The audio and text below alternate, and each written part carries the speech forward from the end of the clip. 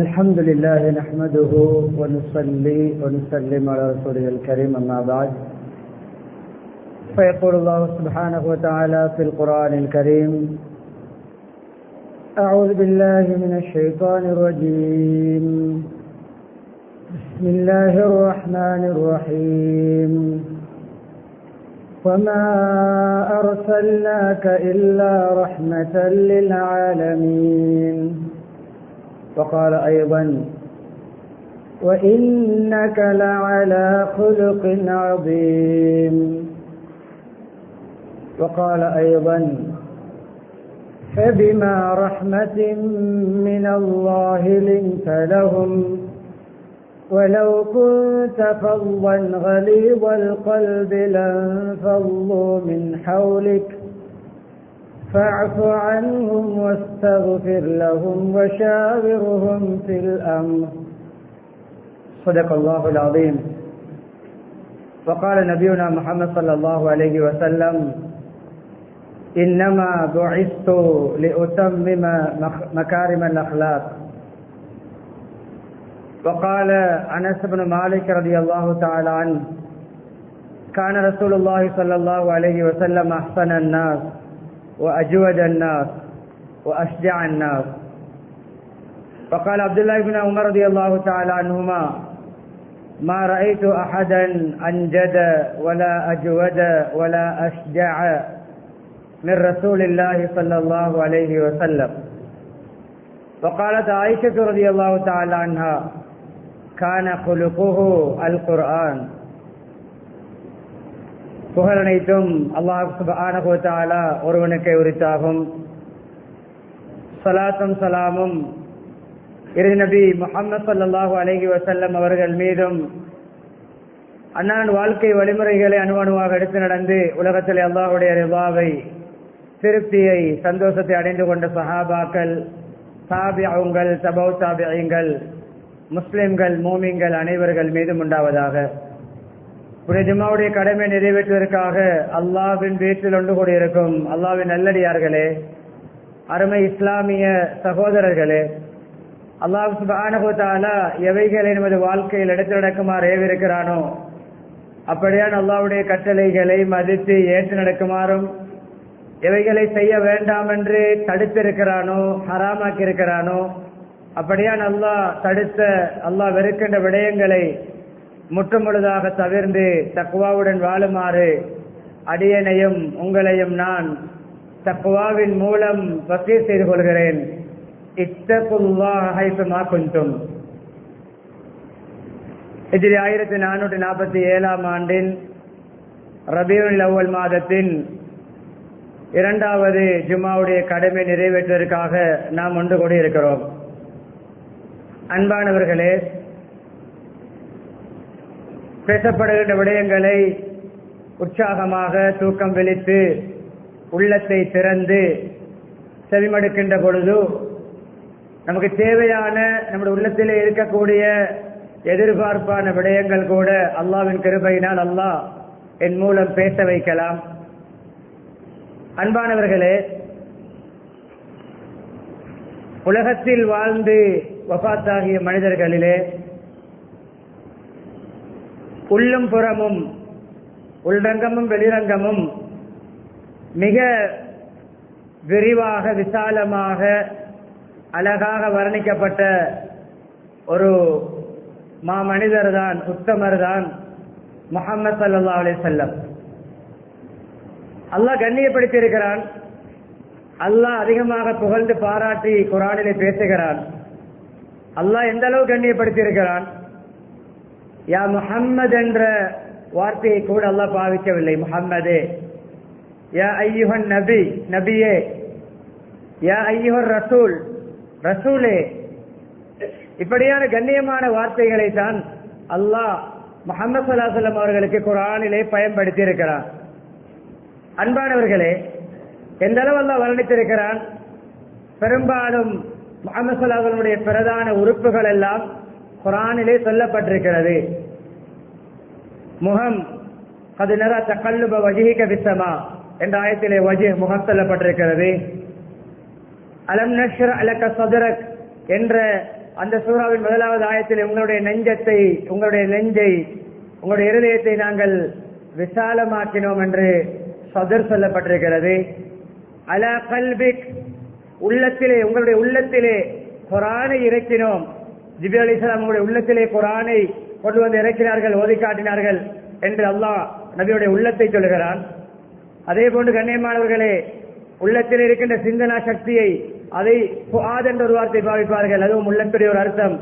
மா கதபல் ஃபுஆது மா ரஆ, அந்த வார்த்தை, அந்த ஆயத்திலே ஃபுஆத் நபியுடைய உள்ளம், உள்ளத்துடைய அந்த சிந்தனை சொல்லப்பட்டிருக்கிறது. அதே போன்று கண்ணியமானவர்களே, லா தமுத்தன் ஐனை, உங்களுடைய இரண்டு கண்களையும் நீங்கள் ஆடம்பரமான வாழ்க்கை கொடுக்கப்பட்டவர்களை நோக்கி பார்வையை செலுத்த வேண்டாம், அங்கே கண் சொல்லப்பட்டிருக்கிறது. கண்ணியமானவர்களே, அங்க விஸ்ரக் அல்லதி அன்கத தஹ்ரக், உங்களுடைய முதுகை முறிக்கக்கூடிய அளவு பெரும் சுமைகளை எல்லாம் நாங்கள் இறக்கி வைத்தோம் என்று நபியுடைய ஸல்லல்லாஹு அலைஹி வஸல்லம் முதுகு அலம் நஷ்ரா சூராவில் சொல்லப்பட்டிருக்கிறது.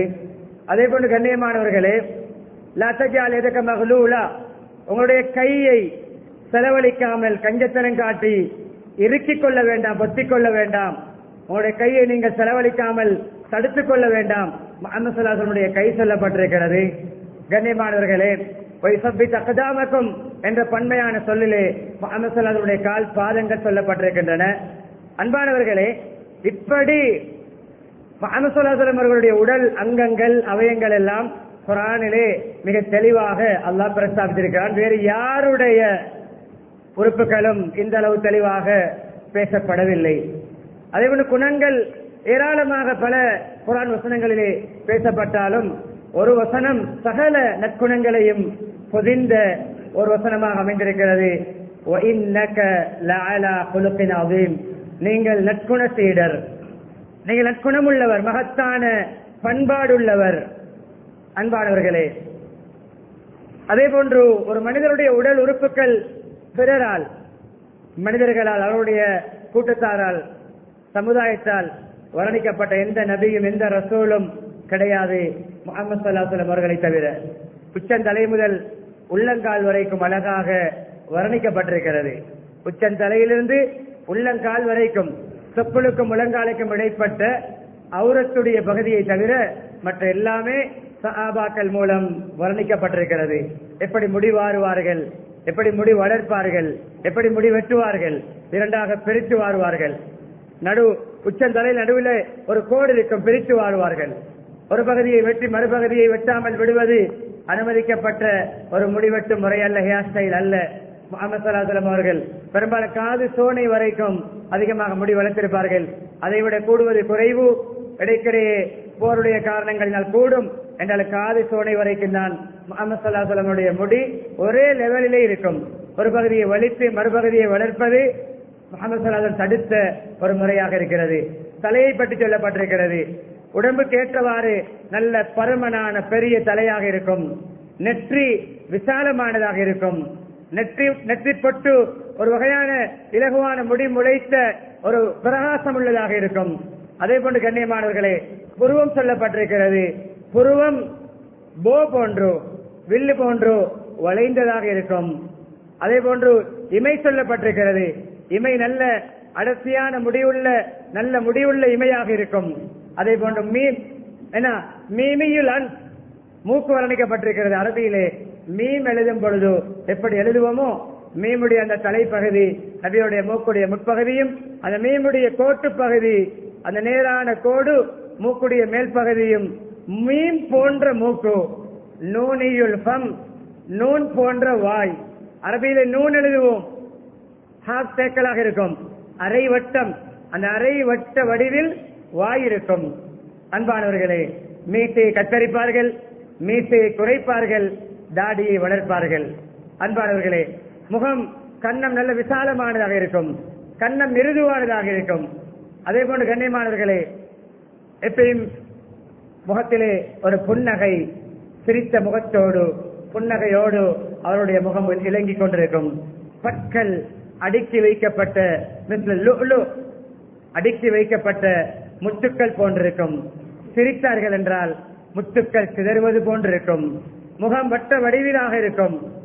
ஜாபிர் இப்னு சம்ரா அறிவிக்கிறார்கள், முஹம்மது ஸல்லல்லாஹு அலைஹி வஸல்லம் முகம் சூரியன் போன்று சந்திரன் போன்று ஒட்ட வடிவம் உள்ளதாக இருக்கும். சொல்கிறார்கள், ஒரு நாள் நான் பௌர்ணமி புல் மூன் நாளிலே சந்திரனையும் பார்த்தேன், பூரண சந்திரனையும் பார்த்தேன், முஹம்மது ஸல்லல்லாஹு அலைஹி வஸல்லம் முகத்தையும் பார்த்தேன். அந்த பூரண சந்திரனுடைய ஒளியை விட முஹம்மது ஸல்லல்லாஹு அலைஹி வஸல்லம் முகத்தின் ஒளி, அந்த பொலிவு அதிகமானதாக இருந்தது. அன்பானவர்கள், இந்த அளவு நபியோட அன்பை அழகை சஹாபாக்கள் வர்ணிக்கிறார்கள். அதே போன்று கண்ணியமானவர்களே, கழுத்தை சொல்லும் பொழுது நாம் சின்ன பிள்ளைகள் விளையாடுகின்ற அந்த போனிக்கா என்று சொல்லுவோம், தும்மியா, ஜீது தும்மியா. அந்த போனிக்காவுடைய கழுத்து எப்படி பொலிஷாக நல்ல ஷைனிங் ஆக இருக்குமோ அது போன்று முஹம்மது கழுத்து இருக்கும். அதே போன்று கண்ணியமான ஷோல்டர், புஜப்பகுதி நல்ல விசாலமானதாக இருக்கும், நல்ல விசாலமான ஜெப் இருக்கும். புஜத்துடைய பகுதிகளிலே மிகவும் அதிகமான விசாலமும் அல்ல, ஒடுங்கிய புஜமும் அல்ல, கொஞ்சம் விசாலத்தன்மையும் நீண்ட புஜமாக இருக்கும். ஆம்சுகள் ஸ்ட்ராங்காக இருக்கும். அன்பானவர்களே, அதே போன்று கெண்டக்கை இப்படியான இந்த கை உள்ளங்கை மணிக்கட்டுகள் எல்லாம் உறுதியானதாக இருக்கும். விரல்கள் நீளமானதாக இருக்கும். நீளமான விரல் உள்ளவர்கள், நடுத்தரமான உயரம் உள்ளவர்கள், மிகவும் உயரம் கூடியவர்கள் என்று சொல்ல முடியாது, உயரம் குறைந்தவர்கள் என்று சொல்ல முடியாது, நடுத்தரமான உயரம் உள்ளவர்கள். நெஞ்சிலிருந்து தொப்புள் வரைக்கும், இப்படியாக தொண்டைக்குழியிலிருந்து தொப்புள் வரைக்கும் உரோமம் வளர்ந்திருக்கும். கோடு கீறியது போன்று மெல்லியதாக முடி வளர்ந்திருக்கும். தொப்புளுக்கும் முழங்காலுக்கும் இடைப்பட்ட பகுதியை யாரும் வர்ணிக்கவில்லை, அவருடைய பகுதி. அது யாரும் காண்கின்ற அமைப்பில் நபி ஸல்லல்லாஹு அலைஹி வஸல்லம் அவர்கள் அதை வெளிப்படுத்தியது கிடையாது. எனவே அந்த பகுதி வர்ணிக்கப்படவில்லை. அதே போன்ற நெஞ்சும் வயிறு தள்ளியதாக, வயிறு முன்னால் தள்ளியதாக இருக்காது, நெஞ்சோடு சமமானதாக இருக்கும். மூக்குடைய மேல் அந்த மேல் தண்டு உயர்ந்ததாக இருக்கும். ஆனால் நெற்றியை விட தள்ளி இருக்காது, நெற்றிக்கு ஏற்றவாறு, அதாவது செப்பையான மூக்கல்ல, உயர்ந்த மூக்காக இருக்கும். அன்பானவர்களே, அதே போன்று முஹம்மது ஸல்லல்லாஹு அலைஹி வஸல்லம் அவர்களுடைய முதுகிலே 2 தோள்பட்டைகளுக்கு மத்தியிலே நபுவத்துடைய அந்த காத்தமுன் நபுவா, நபித்துவ முத்திரை இருக்கும். எத்தனை சஹாபாக்கள் தொட்டு பார்த்திருக்கிறார்கள். அனஸ் ரலியல்லாஹு அன்ஹு அவர்கள், அதே போன்று கண்ணியமானவர்களே, எத்தனை சஹாபாக்கள் நபியவர்கள் அதை அடையாளத்துக்காக தொட்டு பார்க்க சொன்னார்கள். நாங்கள் தொட்டு பார்த்தோம். கொஞ்சம் சதை துண்டு போன்று புறா முட்டையுடைய அளவு சதை வளர்ந்து அதில் உரோமங்கள் வளர்ந்திருக்கும். அது நபியவருடைய நபித்துவத்துடைய அந்த சீலை, அந்த முத்திரையை நபியுடைய உடம்பிலே அல்லாஹ் ஏற்படுத்தி இருந்தான். அன்பானவர்களே, அதே போன்று உள்ளங்கையை அனுசொல்ல வர்ணிக்கும் பொழுது சொல்கிறார்கள், நான் எத்தனையோ சில்க் கிளாத்களை, பட்டு துணிகளை தொட்டு பார்த்திருக்கிறேன். முஹம்மது ஸல்லல்லாஹு அலைஹி வஸல்லம் உள்ளங்கையையும் தொட்டு பார்த்திருக்கிறேன். சில்கை விட முஹம்மது ஸல்லல்லாஹு அலைஹி வஸல்லம் உள்ளங்கை சொட்டானதாக இருக்கும். சில்கை விட சொட்டானது. எத்தனையோ எத்தனையோ கஸ்தூரி நறுமணங்களை நுகர்ந்திருக்கிறேன். கஸ்தூரி மணங்களை நுகர்ந்திருக்கிறேன். முஹம்மது ஸல்லல்லாஹு அலைஹி வஸல்லம் நறுமணத்தையும் நுகர்ந்திருக்கிறேன். கஸ்தூரியை விட முஹம்மது ஸல்லல்லாஹு அலைஹி வஸல்லம் அவர்கள் மிகவும் நறுமணம் உள்ளவர்களாக இருப்பார்கள். அன்பானவர்களே, அப்படிப்பட்ட ஒவ்வொன்றாக அக்கு வேறு ஆணி வேறாக வர்ணிக்கப்பட்ட புனிதர் தான் முஹம்மது ஸல்லல்லாஹு அலைஹி வஸல்லம் அவர்கள். எந்த அதிகமாக பார்வை கீழ் நோக்கியதாக இருக்கும். நம்முடைய பாசையில் சொல்வதாக இருந்தால் ஊர்வலை பார்க்க மாட்டார்கள், பராக்கு பார்க்க மாட்டார்கள். அங்குமெங்கும் தலையை நிமித்தி உயர்த்தி வலது இடது முன் பெண் என்று அவர்கள் பார்க்க மாட்டார்கள். அதிகமாக கீழ் நோக்கியதாக பார்வை இருக்கும். பார்வையும் ஒரு சிந்தனை கலந்ததாக இருக்கும், ஒரு ஆராய்ச்சி பார்வையாக இருக்கும். உற்று நோக்கி ஒன்றை ஒரு அர்த்தத்தோடு பார்ப்பார்கள். அதே போன்று கண்ணியமானவர்களே, நடக்கும் பொழுது மேட்டிலிருந்து பள்ளத்தை நோக்கி நடப்பது போன்று நடப்பார்கள். எப்படி பணிவான நடை, நெஞ்சை நிமிர்த்தி தலையை உயர்த்தி கை கால்களை அகற்றி மற்றவர்களுக்கும் கை கால்கள் படுகின்ற அமைப்பிலே கையை வீசி நடக்க மாட்டார்கள். பள்ளத்தை நோக்கி பணிவாக நடப்பார்கள். அன்பானவர்களே, கண்டை கால் நல்ல சதை உள்ளதாக இருக்கும், நல்ல ஸ்ட்ராங்கானதாக இருக்கும். அதே போன்று கண்ணியமானவர்களே, குதிகால் சதைகள் குறைந்ததாக இருக்கும், நல்ல உறுதியாக இருக்கும். குதிகாலிலே பஞ்சு போன்ற சதை இருக்காது, சதைகள் குறைந்த உறுதியான குதிகால் போன்றிருக்கும். கால் எப்படி கால் பாதம் நல்ல பினிஷிங்காக இருக்கும் என்றால், நல்ல மெழுகுதிரி போன்று தண்ணீரை ஊற்றினால் காலின் இடைப்பகுதி விரல்களுக்கு இடையிலே எங்குமே எந்த குழியிலும் தண்ணீர் நிற்காது. அப்படி சொத்தான தண்ணீர் அப்படியே வலிகி செல்லக்கூடிய மிருதுவான கால்பாதமாக இருக்கும். உள்ளங்காலுக்கும் நிலத்துக்கும் இடையிலே நின்றார்கள் என்றால் ஒரு இடைவெளி இருக்கும், ஒரு கெப் இருக்கும். உள்ளங்காலில் இருக்கின்ற கெப், அந்த இடைவெளி கூட, நிலத்தில் படாத இடம் கூட வர்ணிக்கப்பட்ட ஒரு மனிதரை எங்கும் காண முடியாது. அன்பானவர்களே, பல அமைப்பிலே முஹம்மது அழகை வர்ணித்திருக்கிறார்கள். ஹஸ்ஸான் இப்னு சாபித் ரலியல்லாஹு அன்ஹு அவர்கள் நபி அவர்களை பற்றி அதிகமாக புகழ்ந்து பாராட்டி கவிதைகள் படிக்கக்கூடியவர்கள். அவர்கள் ஒரு சில கவி அடிகளிலே, கவிதை வரிகளிலே முஹம்மது ஸல்லல்லாஹு அலைஹி வஸல்லம் அவர்களுடைய அந்த அழகை அவர்கள் வர்ணிக்கிறார்கள். அஹ்ஸன மின்க லம் தரகத் ஐனி وأجمل منك لم تلد النساء.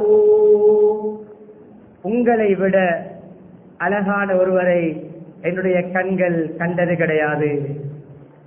وأجمل منك لم تلد النساء. உங்களை விட அழகான ஒருவரை எந்த தாய்மார்களும் எந்த பெண்களும் பெற்றெடுத்தது கிடையாது. خلقت مبرأ من كل عيب.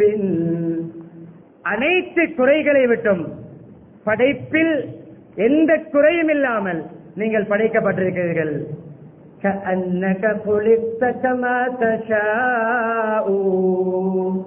நீங்கள் உங்களுடைய இஷ்டப்படி படைக்கப்பட்டவர் போன்றிருக்கிறீர்கள்.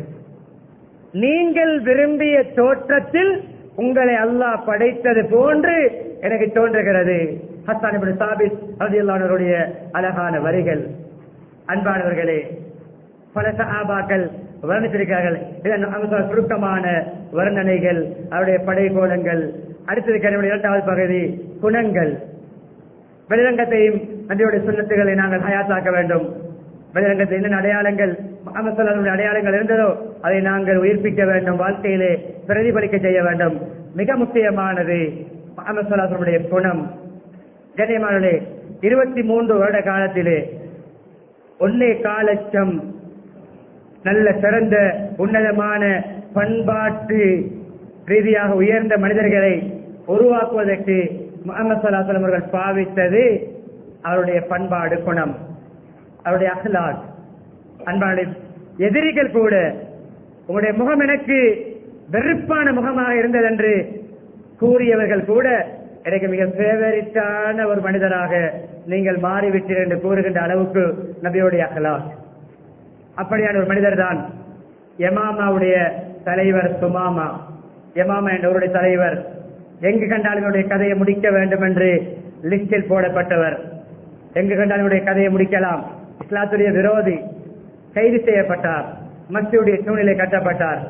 விரிவான சம்பவம், விடயத்தை சொல்கிறேன். 3 நாட்கள் நல்ல முறையில் கவனிக்கப்பட்டார், மதிக்கப்பட்டார்.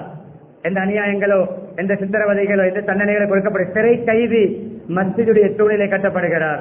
நேரத்துக்கு உணவு கொடுக்கப்பட்டது, சுகம் விசாரித்தார்கள், தேவைகள் நிறைவேற்ற சந்தர்ப்பம் கொடுக்கப்பட்டது.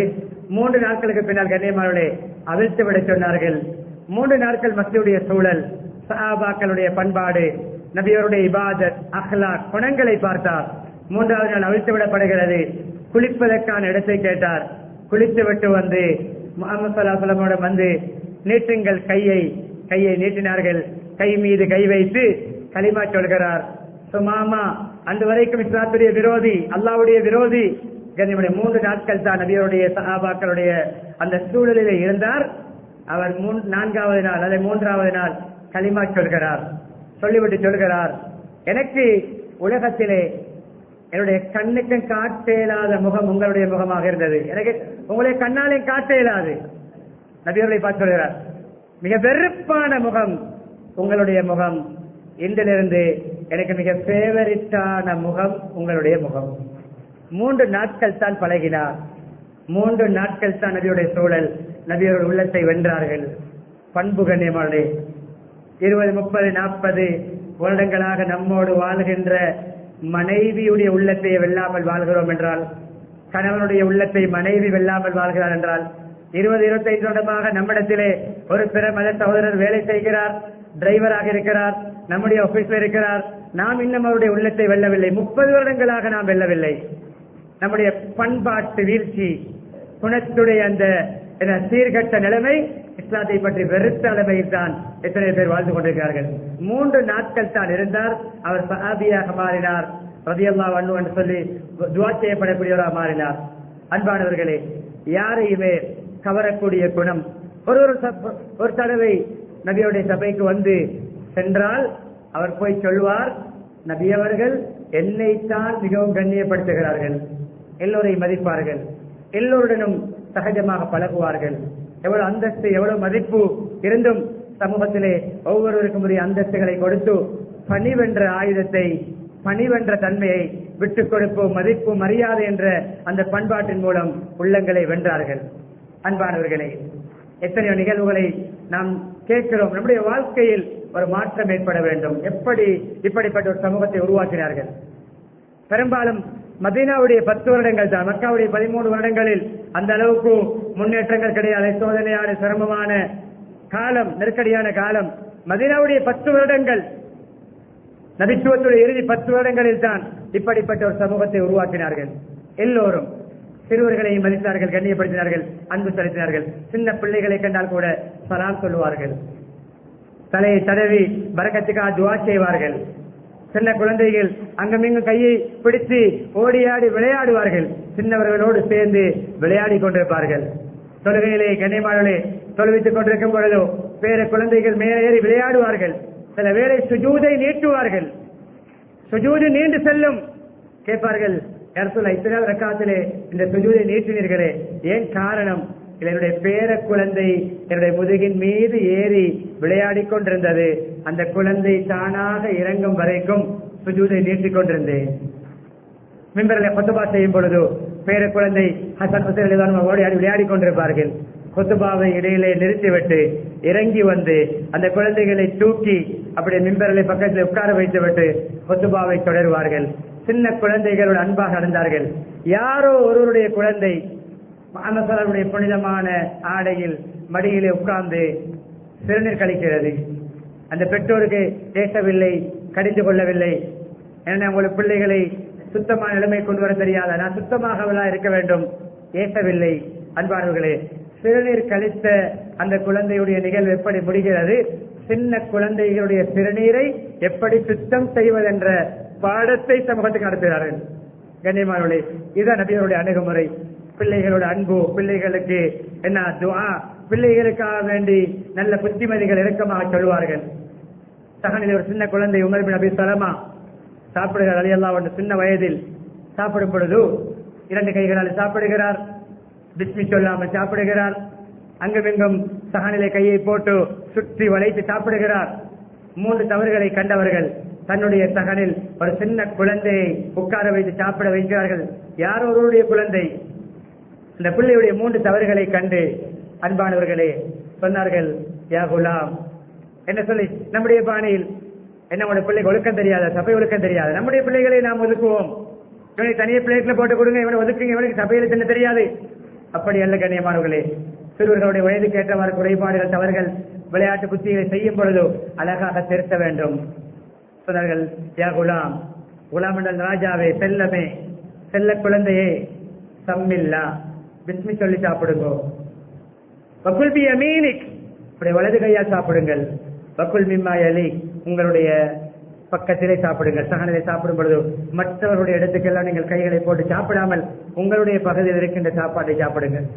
சின்ன குழந்தைக்கு சொல்லிக் கொடுத்த பாடம், அந்த குழந்தை பெரியானாகி பெரிய சஹாபியாகி அவர் சொல்கிறார், நபி ஸல்லல்லாஹு அலைஹி வஸல்லம் அவர்கள் அந்த சின்ன வயதில் எப்படி எனக்கு இரக்கமாக, அன்பாக, நுணுக்கமாக அது சாப்பாட்டு ஒழுக்கத்தை சொல்லித் தந்தார்களோ அது போன்றுதான் இன்று வரைக்கும் நான் சாப்பிடுகிறேன். சொல்வார்களே, அல் இல்மு ஃபி ஸிகர் கன்னக்ஷி அலல் ஹஜர். அரபு பழமொழி சொல்வார்கள், சின்ன வயதில் கற்றுக் கொடுக்கப்படுகின்ற, போதிக்கப்படுகின்ற அந்த அறிவு, ஞானம், சொல்லிக் கொடுக்கப்படுகின்ற விடயம் அது கல்லிலே செதுக்குவது போன்று. இதைத்தான் இளமையின் கல்வி சிலையில் எழுத்தன் சொல்வார்கள். இளமை கல்வி அது அரபு பழமொழி எப்போ வந்து விட்டது? அல் இல்மு ஃபி ஸிகர் கன்னக்ஷி அலல் ஹஜர், பதிந்தது மனதிலே. அன்பானவர்களே, வாலிபர்களோடும் மிக அன்பாக, நுணுக்கமாக கண்காணிப்போடு அவர்கள் நெறிப்படுத்தினார்கள். வாலிபர்களுடைய உள்ளங்களை வென்றார்கள். தெரிந்த நிகழ்வுதான். மஸ்ஜிதுக்குள், ஹரம் ஷரீஃபுக்குள், தீனுடைய மார்க்க சபையில் குர்ஆன் இறங்கிய நபி அவர்களிடம் அல்லாஹ்வுடைய மாளிகை, மலக்குமாருடைய சூழல், ரௌதத்து மின் ரியாதில் ஜன்னா, சொர்க்கத்து பூங்கா என்று வர்ணிக்கப்பட்டிருக்கக்கூடிய அந்த வைக்காப்பனுடைய பகுதி, அந்த மெம்பர், குர்ஆனுடைய ஒரு ஆயத்துக்கு எதிரான கேள்வி, பெரும்பாவத்துக்கான லைசன். கனிவாளே, குர்ஆன் இறங்கிய நபி அவர்களிடம் 9-10 சிறப்புகளை தாண்டி ஒரு வாலிபர் பெர்மிட் கேட்டு வந்தார், லைசன் கேட்டு வந்தார். எதற்கு லைசன்? விபச்சாரம் செய்வதற்கு எனக்கு லைசன் தாருங்கள், பெர்மிட் தாருங்கள். என்ன செய்திருக்க வேண்டும்? நம்முடைய முறை செய்வதா இருந்தால் பாவத்துக்கு, பெரும்பாவத்துக்கு மத்தியிலே அல்லாஹ்வுடைய குர்ஆனுக்கு எதிராக, அல்லாஹ்வுடைய ஹராத்துக்கு எதிராக ஹராமை அலாலாக்க நீ கேட்கிறாயா? ஒதுக்கி, அடித்து, விரட்டி, அவரை பற்றி நோட்டீஸ் அடித்து, அவரை பற்றி விளம்பரப்படுத்தி, அவரை மக்களுக்கு முன்னால் நிற்பாட்டி கேவலப்படுத்தி, இவருடைய யார் தொடர்பு வைக்க வேண்டாம், ஜினாவுக்கு அனுமதி கேட்ட படுபாவி இவன் இல்லை. வாலிபர்களை எப்படி நெறிப்படுத்தினார்கள்? அந்த குணத்தினூடாக நுட்பமான முறையில் அழகான உபதேசம், நுணுக்கமான முறை. கண்ணியமானே, பக்கத்திலே கூப்பிட்டு உட்கார வைத்தார்கள். ஒதுக்கப்பட வேண்டியவரை நெருக்கினார்கள், தூரமாக்கப்பட வேண்டியவரை சமீபமாக வர வைத்தார்கள். கண்ணியமானே, கேள்வி கேட்டு இந்த கவுன்சிலிங் சொல்லுகிறோமே, யாரோ நமக்கு காட்டி தந்தது போன்று பேசுகிறோம். கவுன்சிலிங் யாரோ கண்டுபிடித்தது போன்று பேசுகிறோம். சைக்காலஜிக்கலிலே கவுன்சிலிங் அவன் காட்டி தந்தது, இவன் காட்டி தந்தது. சிறுநீர் கழித்து விட்டு கழுகாதவன் காட்டி தரவில்லை. முஹம்மது ஸல்லல்லாஹு அலைஹி வஸல்லம் அவர்கள் 1408 வருடங்களுக்கு முன்னாலே காட்டி தருகிறார்கள், கவுன்சிலிங் செய்கிறார்கள். சகோதரரே, உங்களுடைய தாயோடு, சகோதரியோடு, சாட்சி மாமியோடு, மகளோடு, மகரமான பெண்களை சொல்லி காட்டி கேட்டார்கள், இந்த பெண்களோடு யாராவது சகாத உறவு கொள்வதை நீங்கள் அனுமதிப்பீர்களா? அவரின் ஊடாகவே அவர் செய்ய போவது தவறு என்பதை உணர வைத்தார்கள், ஃபீல் பண்ண வைத்தார்கள், அதை சிந்திக்க வைத்தார்கள். இல்லை என்றால், அப்படி என்றால் நீங்கள் அனுமதி கேட்கின்ற அந்த ஜினா, அதை நீங்கள் யாரோடு செய்ய விரும்பினாலும் அந்த பெண்ணும் யாருடைய ஒருவருடைய உறவுக்கார பெண்ணாகத்தான் இருக்கும். அவர்களும் அனுமதிக்க மாட்டார்கள் அல்லவா? கண்ணியமானவர்களே, புத்தி சொன்னார்கள், உணர வைத்தார்கள். 3 துவாக்களை செய்தார்கள். நாம் இந்த பத்துவா செய்வோம், நாசமா போனவன்டா நீ, இதுக்கெல்லாம் அனுமதி கேட்கிறியடா? இல்லை. துவா, பிள்ளைகளுக்கு துவா, பிறருக்கு துவா. கண்ணியமானே, اللهم طهر قلبه اللهم اغفر ذنبه وطهر قلبه واحسن فرجه. என்னுடைய பாவத்தை மன்னிப்பாய். பெரும் பாவத்துக்கு அனுமதி கேட்டது, மஸ்ஜிதுக்குள்ளே வந்து கேட்டது, குர்ஆனுக்கு எதிராக கேட்டது, ஹராத்தை ஹலாலாக கேட்டது, இவைகளை மன்னிப்பாயாக. விபச்சாரத்துடைய ஆசை இவர் கேட்பட்டதை மன்னிப்பாயாக. வத்தஹிர் கல்பா, இவருடைய உள்ளத்தை பரிசுத்தப்படுத்துவாயாக. வஹஸ்ஸின் ஃபர்ஜா, இவருடைய கற்பை பாதுகாப்பாயாக. நெஞ்சை பிடித்து துவா கேட்டு அனுப்பி வைத்தார்கள். வெளியே வந்து அவர் சொன்னார், எனக்கு மிக ஃபேவரட்டான பாவமாக ஜினா இருந்தது, விபச்சாரம் தான் இருந்தது. முஹம்மது ஸல்லல்லாஹு அலைஹி வஸல்லம் இப்படி அணுகியது, அவருடைய நற்குணம், நுணுக்கம், அழகான முறை பற்றி சொன்னது, எனக்கு அந்த ஜினா மிக வெறுப்பான பாவமாக மாறிவிட்டது. நான் ஹேட் பண்ணுகின்ற, எனக்கு ஃபேவரட்டாக இருந்தது, நான் ஹேட் பண்ணுகின்ற, வெறுக்கின்ற ஒரு பாவமாக மாறிவிட்டது. அந்த வாலிபர் தன்னுடைய கண்ணியமானவர்களே வாழ்க்கையை மாற்றிக்கொண்டார். நபியுடைய அணுகுமுறை இப்படித்தான். கண்ணியமான தவறு செய்யக்கூடியவர்களையும் குற்றம் செய்யக்கூடியவர்களையும் நபியவர்கள் அணுகினார்கள். ஹிஜ்ரத் போகின்ற பொழுது நடுக்காட்டிலே 2 மண்கொள்ளைக்காரர்களை சந்தித்தார்கள், 2 ரவுடிகளை சந்தித்தார்கள். அவர்களை அறிமுகப்படுத்தும் பொழுது என்ன சொல்லுகிறார்கள் என்று பாருங்கள்.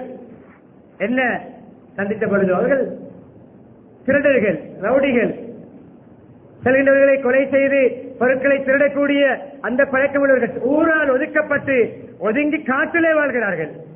கேட்ட அவனுடைய பேர் என்ன?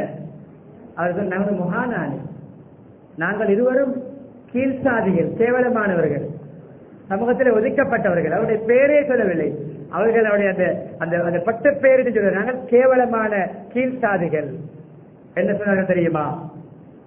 பல் அந்துமா முக்கிரமானி, இல்லை நீங்கள் அப்படி சொல்ல வேண்டாம், நீங்கள் இருவரும் சங்கையானவர்கள். மனிதன் அடிப்படையில் நீங்கள் அல்லாஹ் கண்ணியப்படுத்திய இடம், நீங்கள் அடிப்படையிலே சங்கையானவர்கள். அது அவருடைய உள்ளத்தை வென்றது. அன்பானவர்களே, இதை நபியுடைய குணம், இதான் தேவை. நம்மை விட்டு மக்கள் வெறுத்து ஒதுங்க கூடாது. நம்மோடு நெருங்க வேண்டும், நம்மோடு ஒட்டிக்கொள்ள வேண்டும். நம்மை சந்தித்தால் இன்னும் மீண்டும் சந்திக்க வேண்டும் என்று நம்மை தேட வேண்டும்.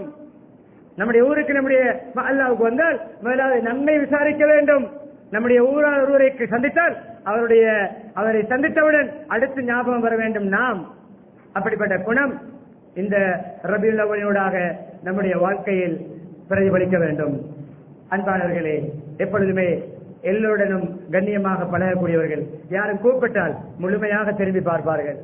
ஆள் பார்த்து பழக மாட்டார்கள், பணம் பார்த்து பழக மாட்டார்கள், பட்டம் பதவி பார்த்து பழக மாட்டார்கள். எல்லோருடனும் தான் இமாம் முஅத்தினாக வைத்துக் கொண்டது யாரை?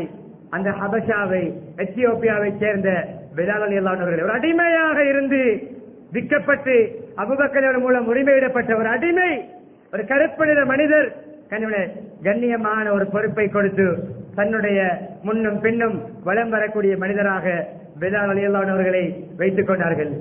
அந்த அளவுக்கு கண்ணியமானவர்களே, எப்பொழுதுமே நிறம் பார்த்து, பணம் பார்த்து, பட்டம் பார்த்து, பதவி பார்த்து பழக மாட்டார்கள். எல்லோருடனும் ஒருவர் சந்தித்தால் அவர் என்னோடு நபியவர்கள் இரக்கம் என்ற நம்பிக்கையோடு போவார். யார் எந்த தேவைக்கு வந்தாலும் அந்த தேவை நிறைவேறிய வண்ணம் தான் நபியவர்களை விட்டு பிரித்து செல்வார். ஒரு பெஸ்ட் ஃப்ரெண்ட் இருந்தார் நபியுடைய. எல்லோருமே நண்பர்கள், மிக க்ளோஸாக பழகக்கூடிய ஒருவர் இருந்தார். அவர் யார் தெரியுமா? ஒரு பேமெண்ட் வியாபாரி. ஒரு பேமெண்ட் வியாபாரி. அவருடைய பேரு சம்பவம் வந்து ஜாஹிர். கொலை வியாபாரி. கிராமப்புறத்தில் வருவார், தேன், நெய் இது போன்ற பொருட்களை கொண்டு வந்து வியாபாரம் செய்வார். நபி அவர்கள் கொண்டு வந்து அன்பளிப்பாக கொடுப்பார். ஒரு தடவை முஹம்மது ஸல்லல்லாஹு அலைஹி வஸல்லம் வீட்டுக்கு வந்தார்.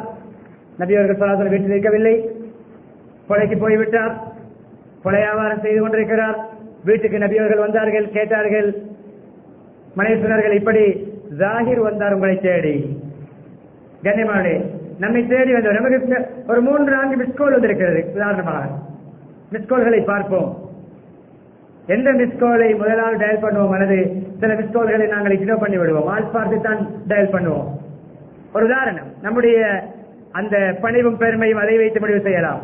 ஆள் பார்த்து யாருடன் பேசின எனக்கு லாபம், யாருடன் பேசின எனக்கு கண்ணியம், யாருடன் பேசினால் எனக்கு மதிப்பு, யாருடன் பேசினால் எனக்கு அது வாசியாக அமையும் என்று அந்த நண்பர்களே திறந்திருப்போம். யார் வந்தார்?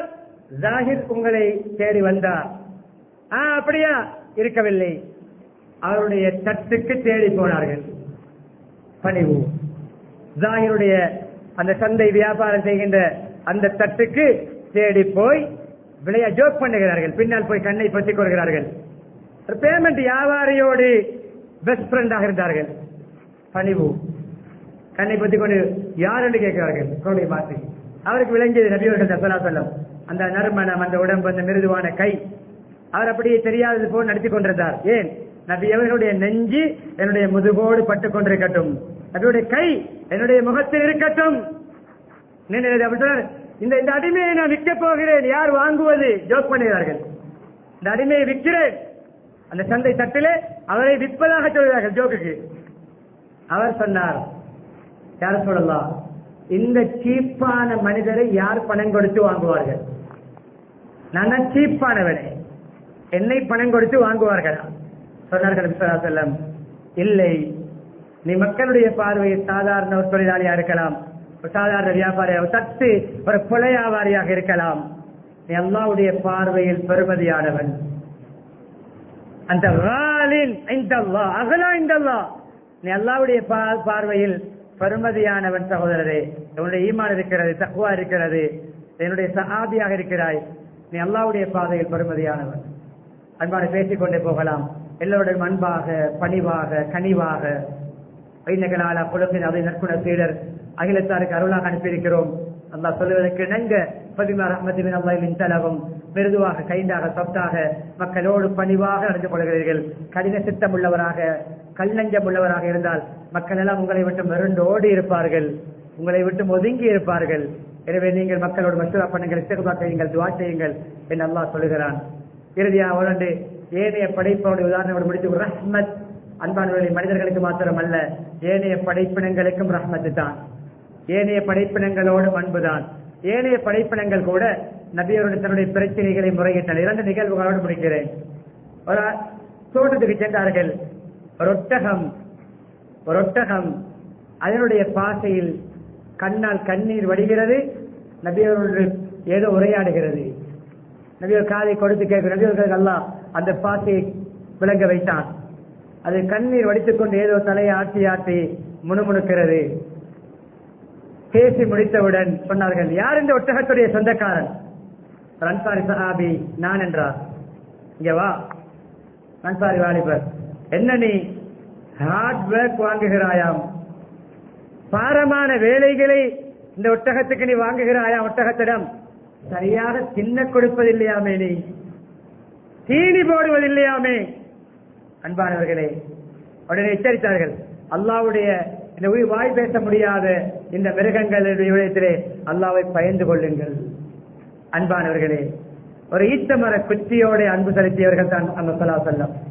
தெரியும் இறுதி நிகழ்வு நபியருடைய அன்பு. நபியவர்களுடைய அன்பு ஒரு மரக்குச்சிக்கும் குறையாக விளங்கியது இல்லாமல் ஆகும் பொழுது நபியோட தொடர்பு. ஈச்சமர குச்சியில் தான் கொத்தமா செய்வார்கள்.